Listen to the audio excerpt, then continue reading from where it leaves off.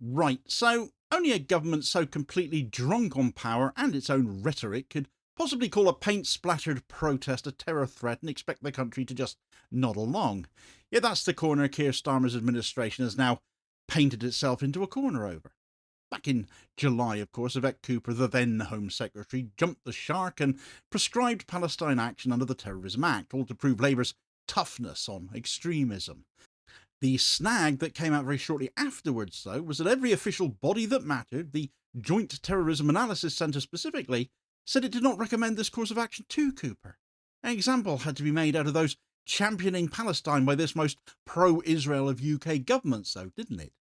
Well, with a judicial review being heard next month, things already look ropey for Starmer and co on this matter, but incredibly, things have just managed to get even worse for them now. Right, so Palestine Action. Yvette Cooper made a decision that's come to define the legal and political character of Keir Starmer's government over this, hasn't she? Protect Israel at all costs, and, well, they may end up paying a very humiliating price for that now, as political and judicial due process continues to progress. Using powers under the Terrorism Act of 2000, Cooper prescribed the protest network Palestine Action as a terrorist organisation for, well, doing what? Throwing a couple of tins of paint over a couple of hedge fund-owned jets, leased back to the RAF as they had been, because capitalism says the state isn't allowed to own anything anymore, apparently. Not even our own defence infrastructure, it seems. The order criminalised membership, funding, and public support, of course, which has elicited all those scenes over recent weeks of pensioners and the disabled being arrested dutifully by the fuzz as threats to the UK's very existence by holding up cardboard signs. Doris down the road is a terrorist now for holding up that bit of cardboard. Cooper told Parliament that the move was required to protect the public and insisted that Palestine Action's conduct meets the threshold for terrorism under the law. But that claim was never supported by the evidence.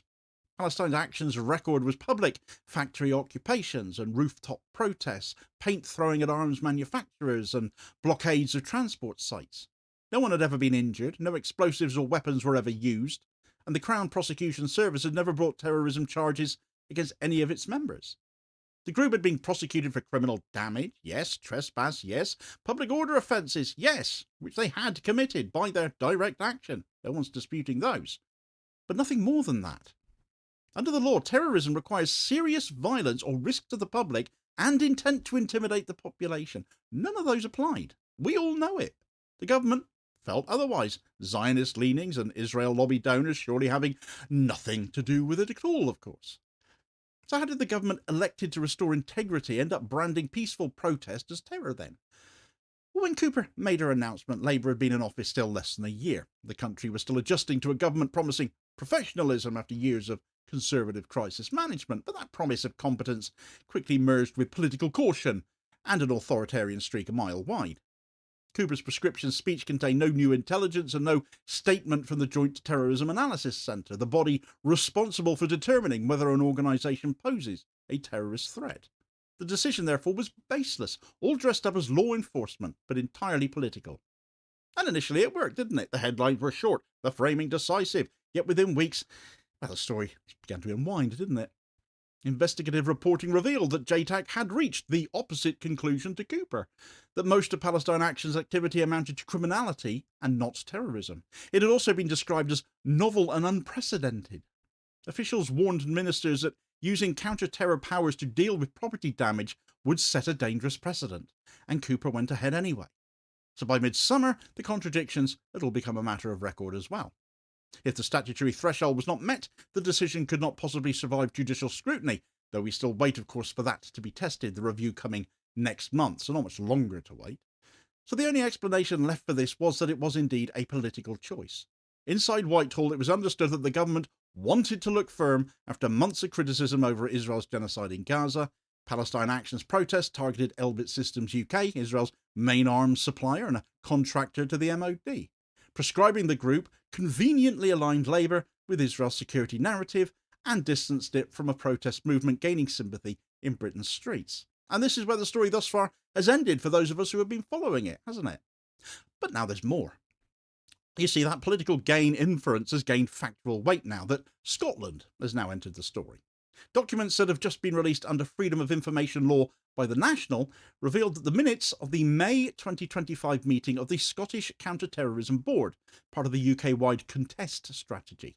The minutes stated that Palestine Action's activity has not been close to meeting the statutory definition of terrorism.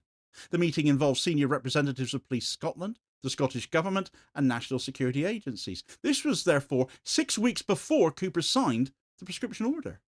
So the chronology exposed here now is damning. The Home Office had access to a written statement from its own counter-terror apparatus declaring that the legal threshold had not been met. And ministers ignored that. That single document transforms the argument now from a matter of discretion into one of illegality. In British administrative law, a minister acts unlawfully if they make a decision that no reasonable official, informed by the evidence before them, could make. The Scottish minutes and the JTAC assessment together prove precisely that. Those facts are now before two courts. The first is, of course, that judicial review scheduled for late November in the High Court in London. The claimants, including Palestine Action co-founder Huda Amori, will argue that the decision was irrational, disproportionate and incompatible with rights to freedom of expression and assembly. Liberty and Amnesty UK have been granted permission to intervene too, and the United Nations Special Rapporteur on Counter-Terrorism and Human Rights has also joined the case. Few domestic proscription orders have faced scrutiny on this scale, but such has been the abuse of power here. The government's defence relies on a familiar doctrine, so good luck to them.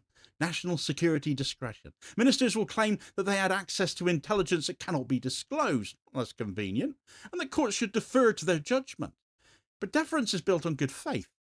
Once the evidence shows ministers disregarded the professional advice provided to them, the presumption of good faith collapses. Judicial restraint gives way to judicial review. The second challenge is unfolding in Scotland itself. On the 10th of October, the former diplomat and journalist Craig Murray filed a petition in the Court of Session in Edinburgh, arguing that enforcing the ban in Scotland breaches the Human Rights Act and the Scotland Act's requirement that devolved authorities act compatibly with those rights. The petition names the Home Secretary, the Lord Advocate and Police Scotland as respondents. If Scotland's own counter-terror board has stated that Palestine Action's conduct is not terrorism, how can its police criminalise association with the group? No British government has faced a twin legal challenge of this kind ever. If the High Court quashes the order, the ban falls UK-wide. If it upholds it, but the Scottish Court rules enforcement unlawful, the UK will be left with a constitutional crisis all of Starmer and Cooper's making. A legal contradiction. A prescription legal in London, but unenforceable in Edinburgh. But this short-term show of strength by the government has metastasised now into a long-term liability. Within Labour's base, the move is viewed as betrayal, a party built on civil rights traditions, on working-class protest using terrorism law against campaigners for Palestine. Among Muslim and left-wing voters, it's reinforced a perception that this Labour leadership prioritises foreign policy alliances over domestic justice, and that this applies to Israel more than anyone else. For civil liberties organisations, it demonstrates that the line between public order and political repression is finally broken. Inside government, the impact has been corrosive. Civil servants at the Home Office and JTAC, whose analyses were ignored, now watch their own work weaponised for political messaging. The leaks to the press were not insubordination. They were a defence of institutional integrity, and whoever did those leaks, whoever leaked those meeting notes, has done the country a real service. Once officials believe politics overrides evidence, the entire security architecture begins to fall apart. The Terrorism Act of 2000 defines terrorism as the use or threat of serious violence, or acts creating serious risks to the public for the purpose of influencing government or intimidating the public. The law was drafted to address armed campaigns, not non-violent protest. Property damage qualifies only when it endangers life. Palestine Action's tactics of paint, of locks, of sit-ins do not do that. The government's claim that such acts meet the threshold is utterly untenable. Legal commentators have described this as a breach of the principle of legality itself, the idea that fundamental rights can be limited only when Parliament has explicitly said so. Parliament has never authorised the government to classify civil disobedience as terrorism. Doing so without explicit authority subverts the very meaning of the law. This expansion of definition carries consequences far beyond one case, though. If civil disobedience can be treated as terrorism, then environmental protesters or trade union pickets or anti-war campaigners can all be swept up under the same banner for convenience. Where does the line get drawn, after all? The line between protest and coercion would no longer be a legal one, but a political one, drawn by ministers according to convenience.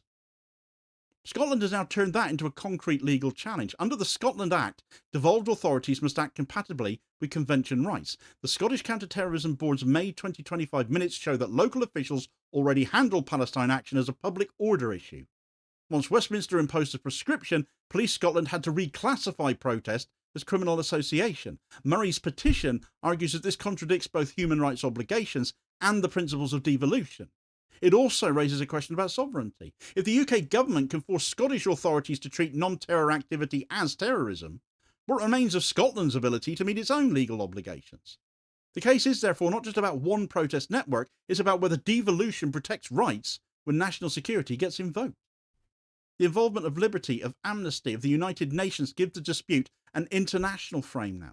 Their submissions emphasise that Articles 10 and 11 of the European Convention on Human Rights guarantee expression and assembly. Restrictions must be necessary and proportionate. To justify prescription, the government must show a real threat to life or safety. No such evidence exists.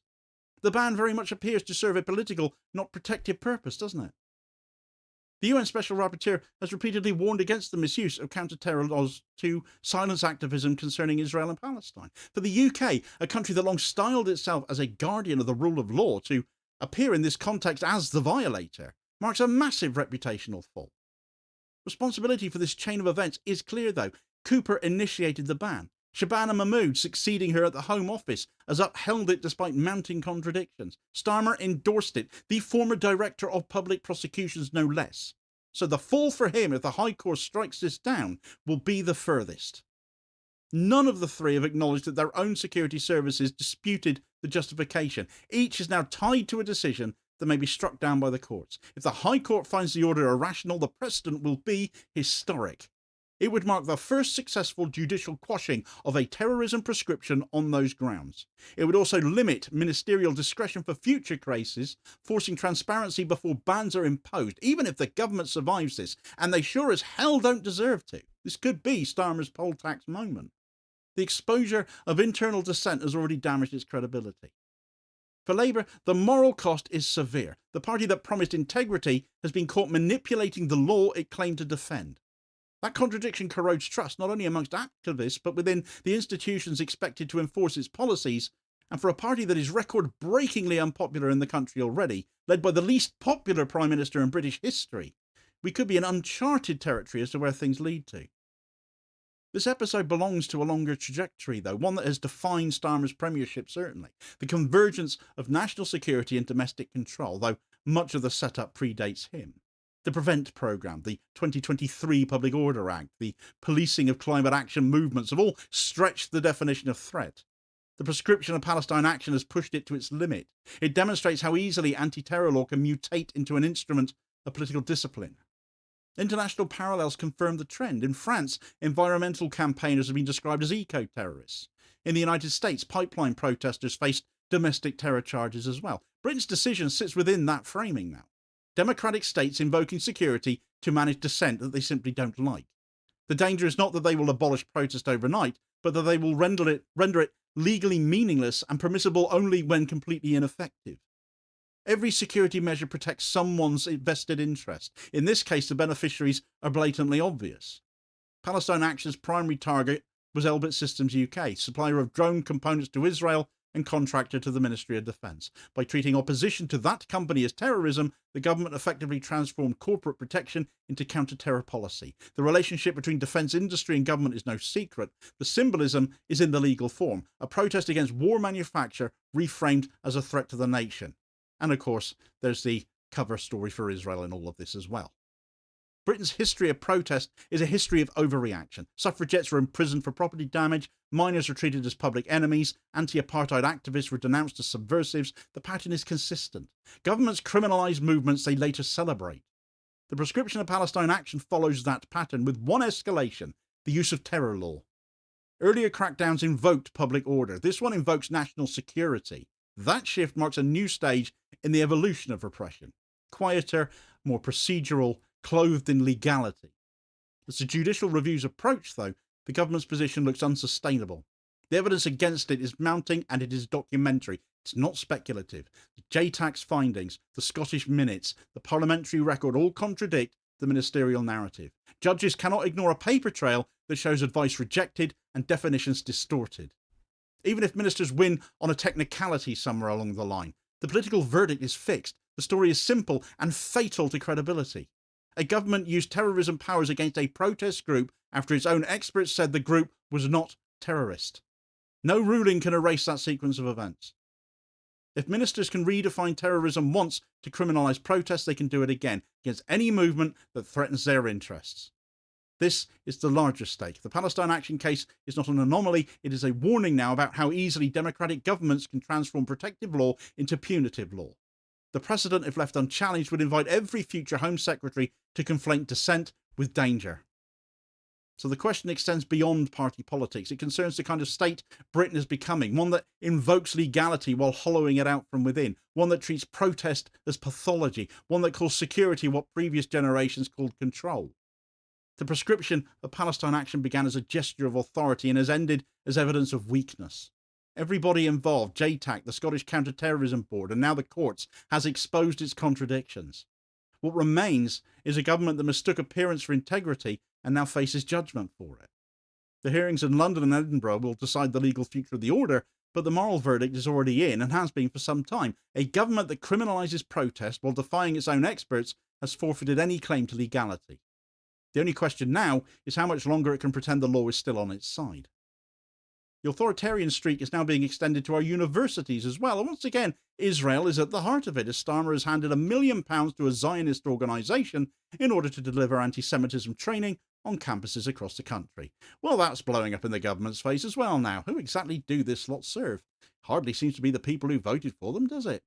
Check out all the details of that story in this video recommendation here as your suggested next watch. Please do also hit like, share and subscribe if you haven't done so already, so as to ensure you don't miss out on all new daily content, as well as spreading the word and helping to support the channel at the same time, which is very much appreciated, holding power to account for ordinary working class people.